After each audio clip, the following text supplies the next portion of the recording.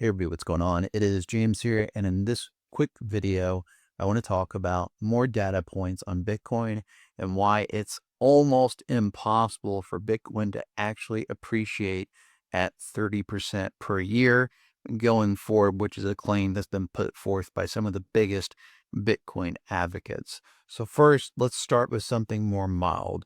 The average return of the US stock market over its entire lifespan has been roughly 10%, a little above 10% according to some estimates.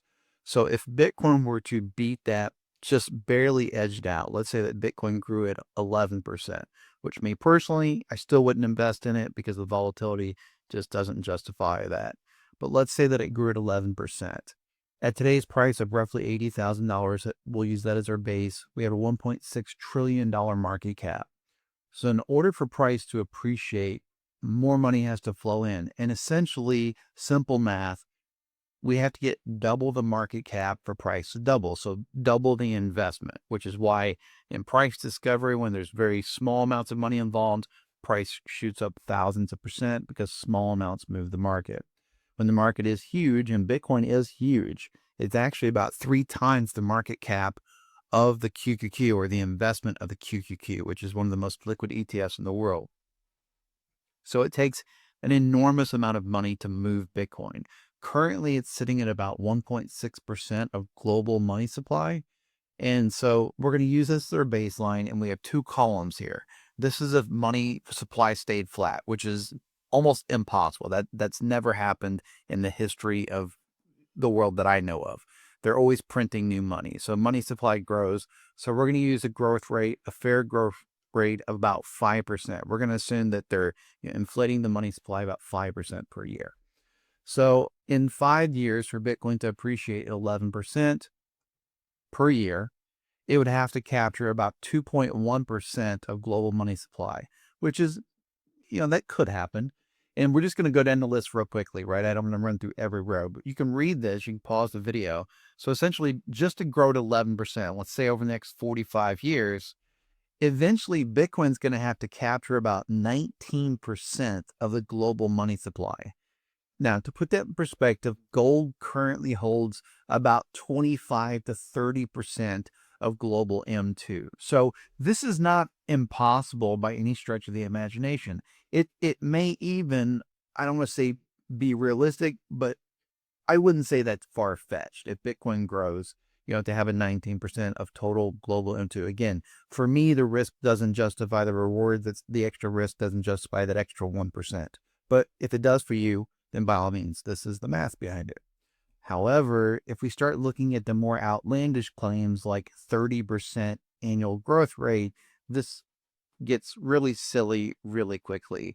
So essentially, by 2041, just 15 years from now, Bitcoin would have to capture 39% of global M2, including the 5% increase. That'd be 81% of our current M2. So basically, almost 1.5 times what gold has.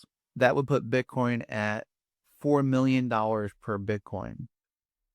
And if it continued to appreciate, I think the most famous claim right now is for the next 20 years, then by 2046, Bitcoin would be worth $15 million per Bitcoin, and it would own 113.5% of global M2, assuming M2 grows at 5%. So I'll just pose the rhetorical question to you. How does one asset own the entire global money supply and then some? So the claim that Bitcoin is going to appreciate at 30% per year, it just doesn't pass the sniff test. That is a hyped up claim that, in my opinion, is made to get people to FOMO into Bitcoin so that certain people can, sell for more later, or so certain people can support and profit off their derivatives. Because a lot of people are making a lot of money on Bitcoin derivatives, and they're, standing at the front of the cult screaming as loud as they can about 30% and all these outlandish claims, because they need you to FOMO in. They need you to, rush into Bitcoin. So 11%, I'd say that it's within the realm of possibility. I wouldn't be far-fetched at all. But when you start talking about these bigger numbers like 30%, it just doesn't check out mathematically. Now, that being said, before anybody gets angry with me, do realize, like I said, if you look at this chart and you look at what is semi-realistic, if Bitcoin does grow at 11%, then yes, eventually within 20 years, 25 years, then you could see seven-figure Bitcoin. But again, you have to compare that to other opportunities out there and make a decision on whether that's the best path for you. Thanks for watching. Make sure you hit that thumbs up button. Make sure you subscribe to the channel if you like data-driven analysis. And as always, please remember to trade safe.